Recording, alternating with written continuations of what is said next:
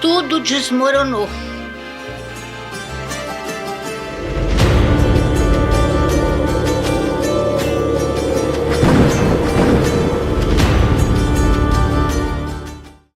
Mas, até então, a Ana tinha uma vida muito boa. Ela era filha caçula de um casal muito próspero, numa cidade também próspera do interior do estado de São Paulo. O casal tinha uma loja de informática pioneira e que, com os passados anos, das décadas, fizeram muitas franquias, né? Criaram muitas franquias. E eles viviam muito bem. Os dois irmãos da Ana, mais velhos que ela, trabalhavam na loja com os pais. A Ana tinha cursado a melhor escola do município, a melhor faculdade da região, era pedagoga, né? Hoje dirigia a própria escola onde ela mesma tinha se formado, tinha estudado. Levava uma vida tranquila. Mas aí chegou o ano de 2020. E com ele, a terrível pandemia do coronavírus, do novo coronavírus. E veio o isolamento social. No isolamento social, as lojas fecharam as portas, os negócios estagnaram. A Ana estava em São Paulo, na capital, porque ela estava numa ONG dando um curso, quando veio o isolamento. Aí ela continuou em São Paulo, na capital, até que no começo de 2021 vieram as primeiras vacinas, as Coronavac. E ela, a Ana, foi uma das brasileiras privilegiadas que tomou a vacina assim que essa foi liberada. Então, vacinada, ela acabou voltando para casa. Mas quando ela chegou em casa, o que ela encontrou foi um cenário desolador. Pai e mãe contaminados no hospital e na UTI incomunicáveis, visitas proibidas. Só podia falar pelo WhatsApp, que tinha um grupo no hospital só para isso, para falar com os familiares. Os irmãos contaminados, trancados em casa, com as crianças contaminadas, as esposas contaminadas. Muitos dos funcionários da loja contaminados. E a vacina nem tinha chegado lá ainda, na cidade. O resultado é que, pouco tempo depois, todos morreram. A Ana perdeu toda a família, todo mundo, os irmãos, as cunhadas, os sobrinhos, o pai, a mãe, tudo de uma vez só. Nem pôde se despedir direito de ninguém. Nem pôde dar um beijo na testa dos mortos, porque os caixões eram fechados. Tudo para evitar a contaminação. A Ana ficou desolada.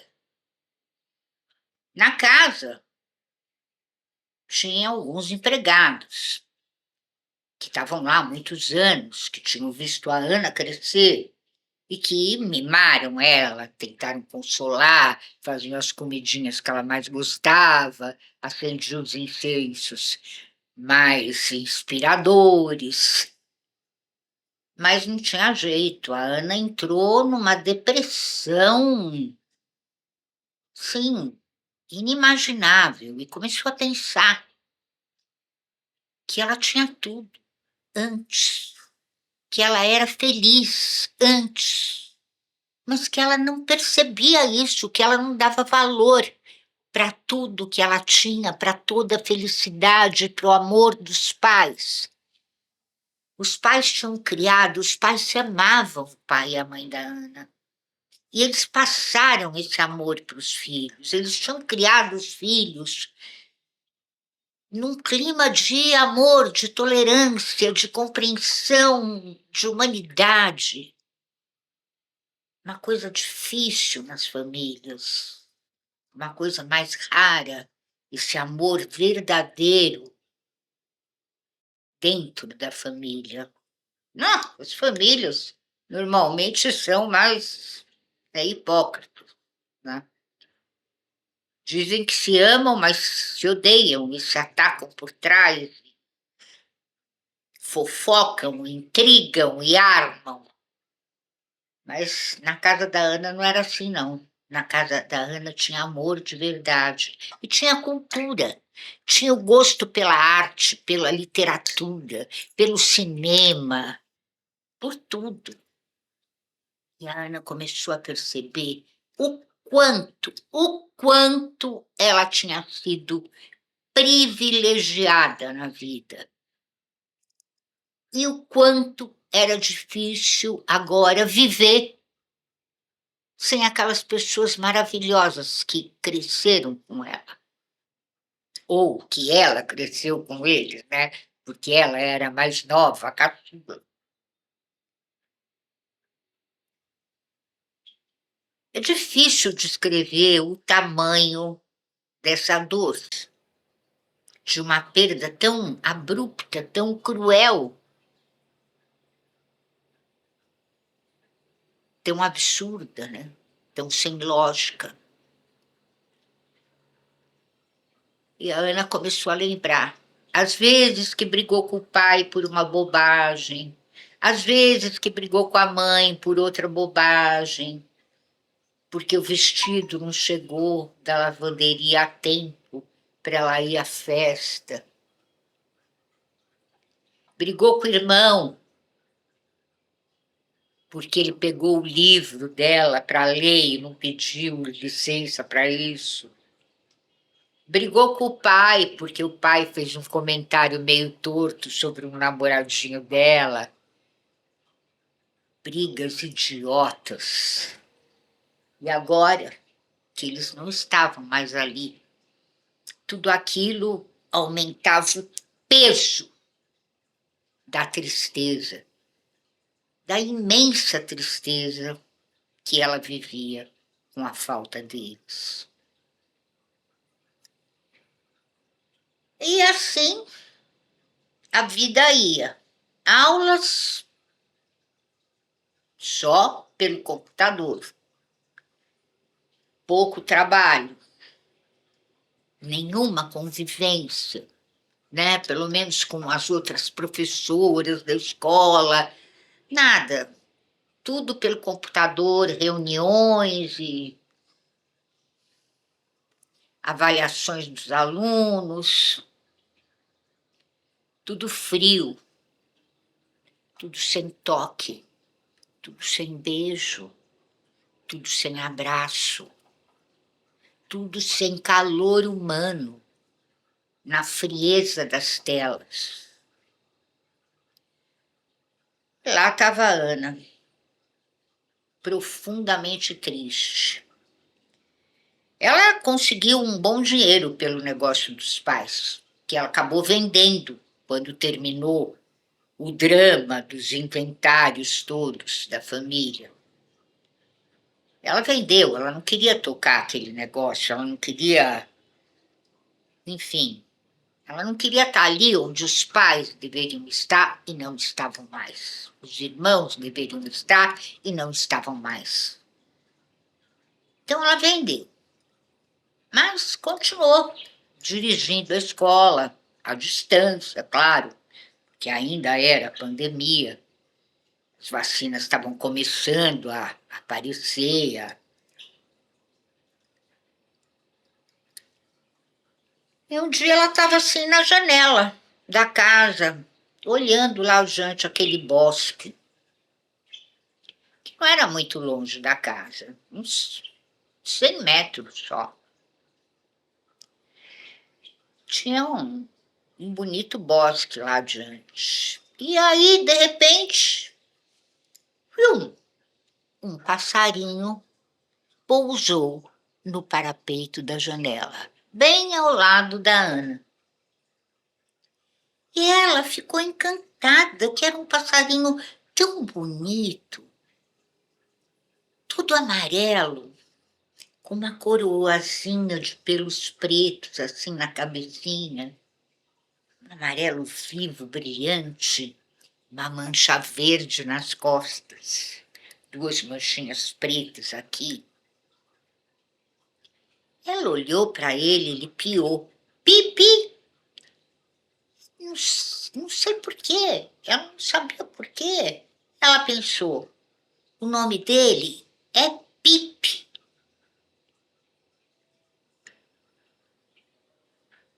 Ele voou em direção ao bosque.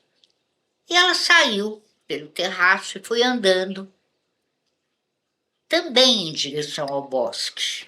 E viu o Pipe num galho de uma árvore.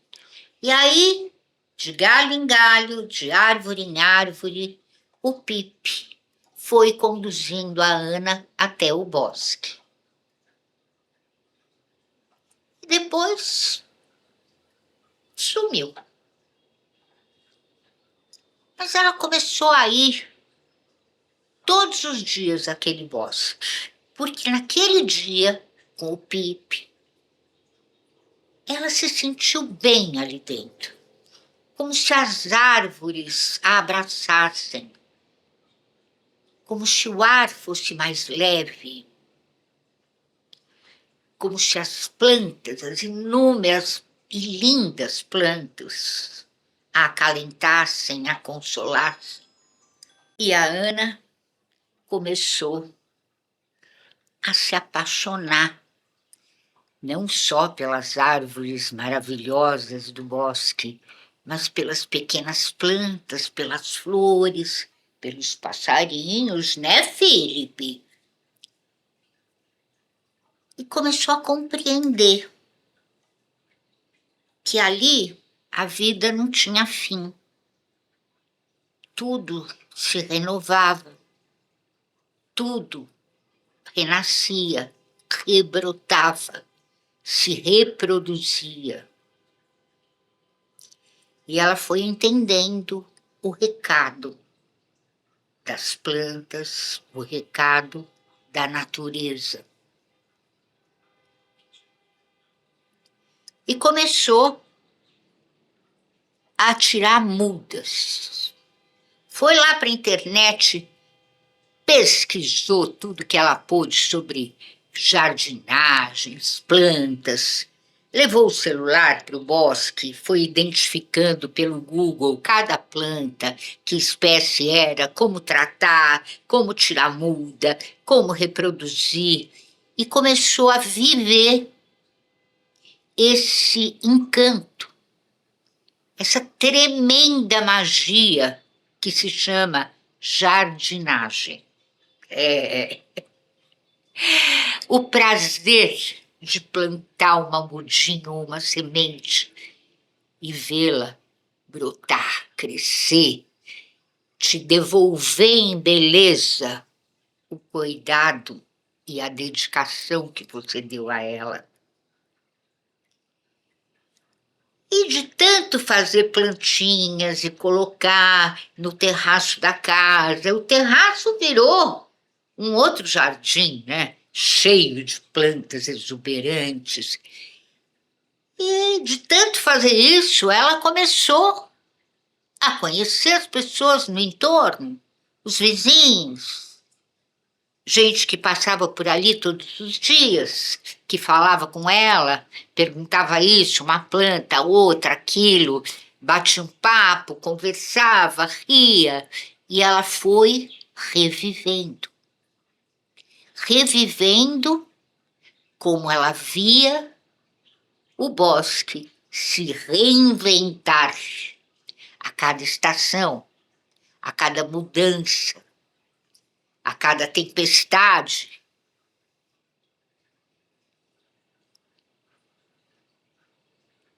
E assim, através disso tudo, dessa convivência maravilhosa com a natureza, com as plantas, com as árvores, com os bichinhos, ela se fortaleceu interiormente. Tudo que tinha morrido dentro dela, junto com a perda da família, agora revivia. E uma bela tarde, eis que vem voando para o terraço da Ana, quando ela estava cuidando de uma plantinha, quem? O Pipe. Ele olhou e falou: "Ô, Pipe, você voltou?" E logo atrás do Pipe veio uma moça muito bonita, de cabelos compridos, falando: "Pipe, Pipe, Pipe, vem aqui com a mamãe, Pipe." E o Pipe, voou para o ombro da moça. E a moça, segurou o Pipe aqui pelo rabo. Periquito australiano tem um rabo deste tamanho, né, Felipe? Segurou o Pipe pelo rabo e falou para Ana: "Esse danadinho fugiu." E a Ana perguntou: "Ele fugiu da gaiola?" "Não, ele vive solto lá em casa.